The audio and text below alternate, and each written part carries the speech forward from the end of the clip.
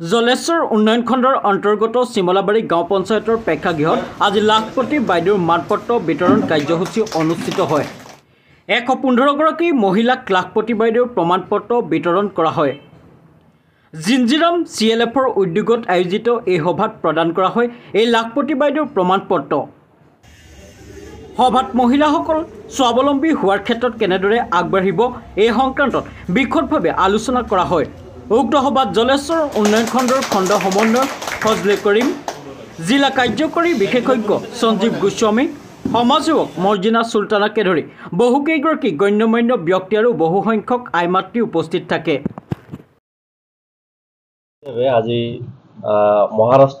মহাৰাষ্ট্ৰৰ এখন সভাত আমাৰ লাখপতি দিদিসকলৰ লগত ইণ্টাৰেকশ্যন কৰিছে আৰু তেখেতসকলক সম্বৰ্ধনা জনাইছে। এই অনুষ্ঠানৰ লগত সংগতি ৰাখি আমাৰ গোৱালপাৰা জিলা জলেশ্বৰ উন্নয়ন খণ্ডৰ অধীনত প্ৰতিটো ক্লাষ্টাৰ লেভেল ফেডাৰেশ্যনত অৰ্থাৎ CLFত আমি আমাৰ লাখপতি বাইদেউখিনিক সম্বৰ্ধনা জনালোঁ।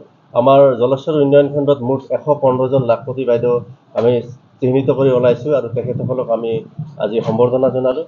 তেখেতসকলৰ লগত আমি ইণ্টাৰেকশ্যন কৰিলোঁ, কৰি তেখেতসকলৰ বিভিন্ন কথা আমি আদান প্ৰদান কৰিলোঁ।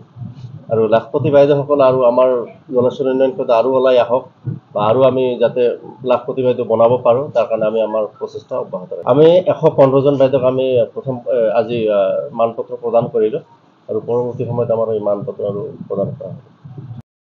আমাৰ ইয়াতে আহি পেলাই মই ডিষ্ট্ৰিক্টৰ পৰা আহিছোঁ। ইয়াতে আহি পেলাই দেখা পালোঁ যে আমাৰ জলেশ্বৰ মহিলাকেইটা বহুত উৎসুক হয় যে জীৱনত আগবাঢ়িবলৈ অমুক কৰিবলৈ, আৰু এওঁলোকে কৈছে যে ভৱিষ্যত আমি আৰু ভাল কাম কৰি যাম আৰু যিমান তেওঁৰ কামত 115জন আছে তাতকৈ বেছি এইটো জলেশ্বৰ দলৰ পৰা আহিব আৰু লাখপতি।